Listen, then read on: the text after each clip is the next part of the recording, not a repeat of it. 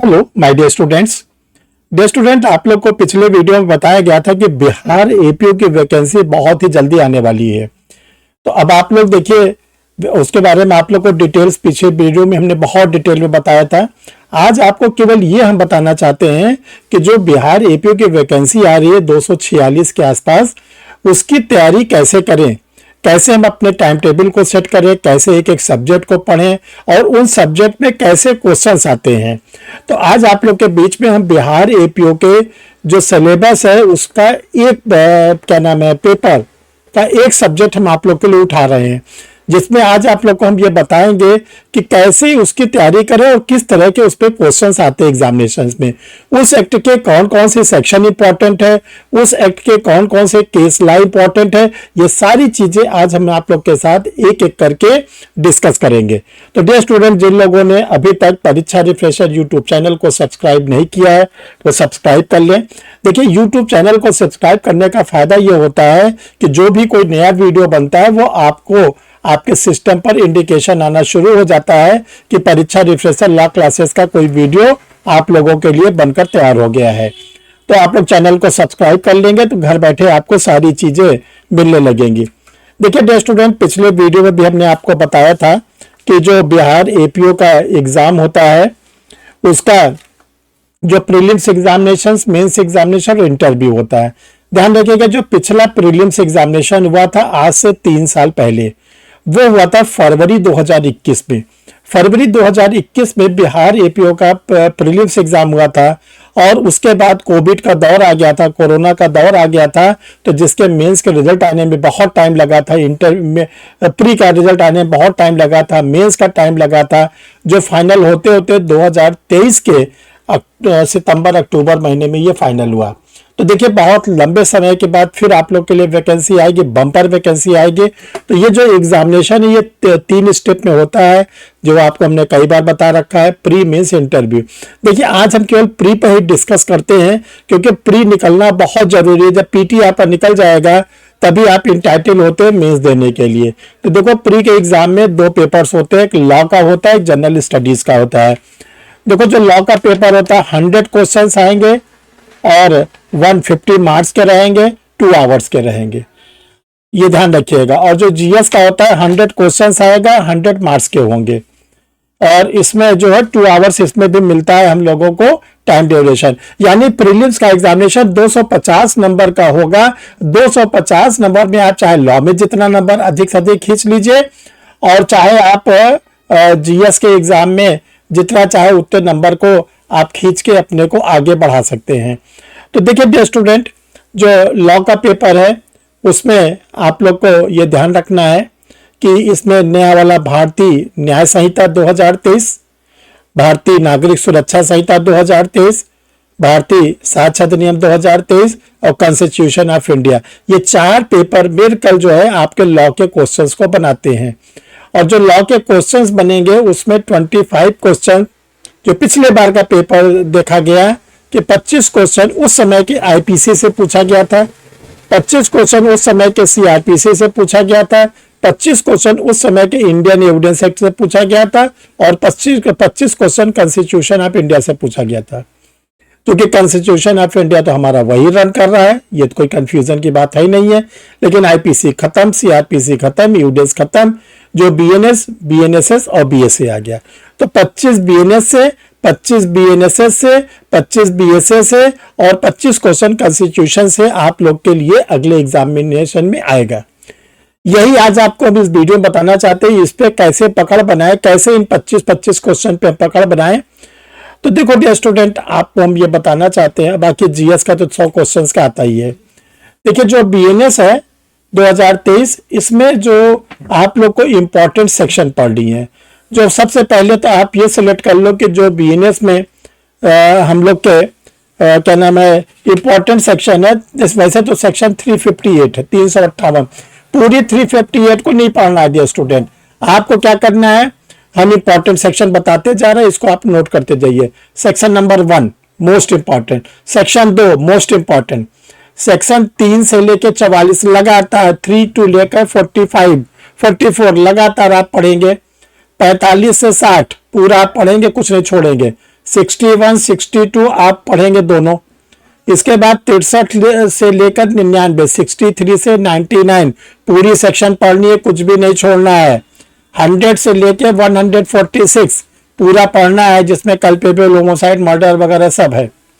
190 पढ़ना है, इसके बाद 191 पढ़ना है, 194 पढ़ना है, 270 पढ़ना है, और 303 जहां से थेफ्ट स्टार्ट होता है वहां से लेके 330 पूरा पढ़ेंगे। फिर लास्ट में 351 से लेके 358 आप पढ़ेंगे। तो ये जो आप लोगों के लिए हमने 358 सेक्शन में से ये मोटे मोटे रूप में देखिए 200 के बिलो ही है टोटल सेक्शन।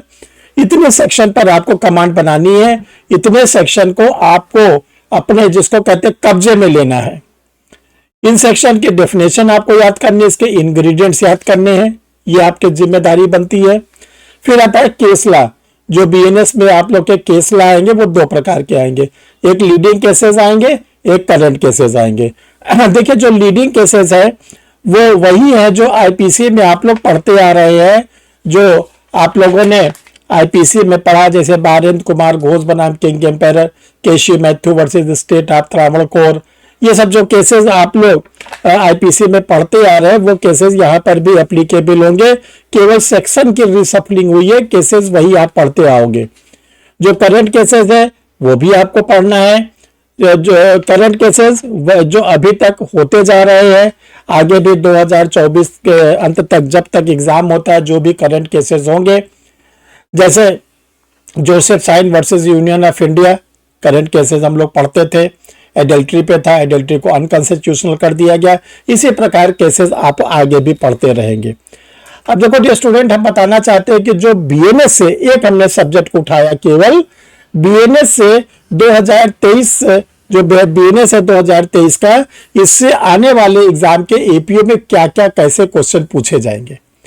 आज का वीडियो केवल फुली बीएनएस पर हम बेस कर रहे हैं। अगला वीडियो आपको बीएनडबलएस पर देंगे, तीसरा वीडियो आपको बीएसए पर देंगे, चौथा वीडियो आपको कॉन्स्टिट्यूशन ऑफ इंडिया पर देंगे, और इसके बाद पांचवा छठवां आगे का वीडियो आपको जनरल स्टडीज पे देंगे। आप लोगों को बिहार एपीओ के लिए इतनी अच्छी तैयारी करा दी जा रही है, अगर आप लोग इस चैनल से जुड़े रहेंगे तो उसी तरह तैयारी आपको कराई जा रही है जैसे कि पिछले बैच के स्टूडेंटों को कराया गया था। पिछले बैच के स्टूडेंटों ने बहुत ही बम्पर सिलेक्शन दिया था परीक्षा रिफ्रेशर लॉ क्लासेस को, एक दो नहीं 55 स्टूडेंटों ने सिलेक्शन दिया, और उसमें से कई स्टूडेंट तो अभी ट्रेनिंग के दौरान ही बिहार जुडिशरी में भी सेलेक्ट हो गए।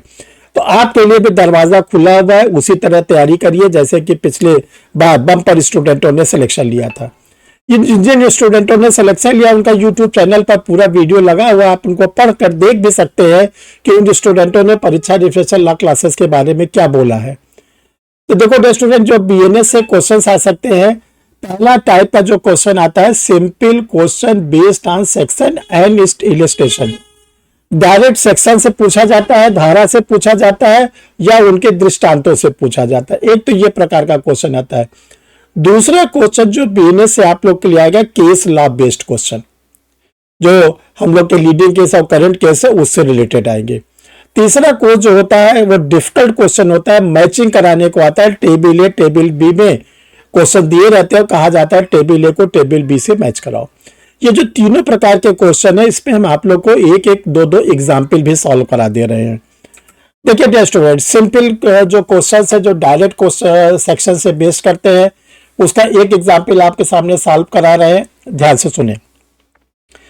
ए नामक एक व्यक्ति है, ए को लोकमार्ग पर 100 रुपया पड़ा मिलता है, ठीक। यह न जानते हुए किसका है उस रुपए को उठा लेता है। ए ने कौन सा अपराध किया? ये ने कौन सा अपराध किया?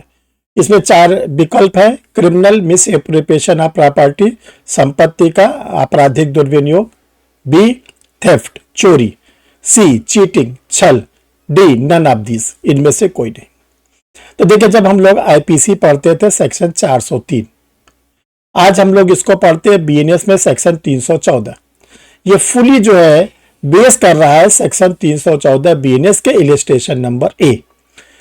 इसमें कहा ये सेक्शन जो है criminal miss appropriation of property से है।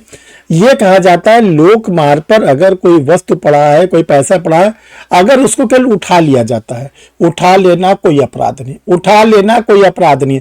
अपराध तो तब होता है जब उसका हम कन्वर्जन कर ले, अपने लिए संपरिवर्तन कर ले, अपने लिए उपयोग कर ले। तो डियर स्टूडेंट, इसका बेस्ट आंसर है नन ऑफ दिस, कोई भी अपराध नहीं। इसी प्रकार अब हम दूसरा क्वेश्चन आप लोग को सॉल्व कराते हैं जो केस लॉ पर बेस्ड है। K M Nanavati versus state of Maharashtra का वाद किससे संबंधित है? थेफ्ट, चोरी, डकैती, abetment, grave and sudden provocation. देखो डियर स्टूडेंट, ये जो के एम नानावती का केस है, जब हम लोग आईपीसी पढ़ते थे तो ये मर्डर का एक्सेप्शन था। ठीक, जो मर्डर के एक्सेप्शन बताए गए हैं 6 एक्सेप्शन, उसमें से जो पहला एक्सेप्शन था वो उसी पर ये बेस था, जिसको हम लोग कहते थे culpable homicide not amounting to murder. तो ये वाला जो केस ला है ये पूरा का पूरा बेस करता है ग्रेव एंड सडन प्रोवोकेशन पर, गंभीर और अचानक प्रकोपन पर। तो इसका सही आंसर है डी। तीसरा आपको टेबल ए टेबल बी को हम सॉल्व कराते हैं। तीसरा एग्जाम्पल है, टेबल ए में कुछ वर्ड्स दिए गए हैं और टेबल बी में उनकी सेक्शन दी गई है। अब आप लोग से कहा जाता है इसको मैच कराइए। ठीक, यही क्वेश्चन अगर जो स्टूडेंट कर ले जाता है, ये ध्यान रखिएगा, उसका सिलेक्शन क्या होता है, गारंटी वाला हो जाता है, गारंटी वाला उसका सिलेक्शन हो जाता है। अब कहा गया जज किस सेक्शन में है, ऑफेंस किस सेक्शन में, हार्बर किस सेक्शन में, चाइल्ड किस सेक्शन में है। तो देखिए जो सेक्शन नंबर 2 है उसमें जो वर्ड्स को डिफाइन किया गया है, जज को डिफाइन किया गया 2 के 16 में, ऑफेंस को डिसाइड किया गया 2 के 24 में, हार्बर को डिसाइड किया गया सी के क्या नाम है 1 में, और चाइल्ड को डिफाइन किया गया हार्बर को 2 के 13 में, चाइल्ड को डी के 1 में। यानी कि जो जज है वो 2 के 16 में, ए का 4, सबसे पहले देखिए ए का 4 होगा, बी का 3 होगा। तब आप ऑप्शन देखिए डी वाला जो आंसर है, ए का 4, बी का 3, सी का 2, डी का 1। अगर इस टाइप के क्वेश्चंस पे आपकी पकड़ बन जाती है तो ध्यान रखिएगा, फिर आपका सिलेक्शन बहुत आसान हो जाता है। तो डियर स्टूडेंट, आज हमने आप लोग की शुरुआत करा दी है। केवल बीएनएस के हमने सेक्शन इंपॉर्टेंट बताए, आपको केस लॉ कैसे पढ़ने और कैसे क्वेश्चंस आते हैं। ये 3 तरह के क्वेश्चंस आपको एग्जाम में आएंगे। देखिए परीक्षा रिफ्रेशर जो ऑनलाइन लॉ क्लासेस है उस पर आप लोगों के लिए बिहार एपीओ का बैच स्टार्ट हो गया है।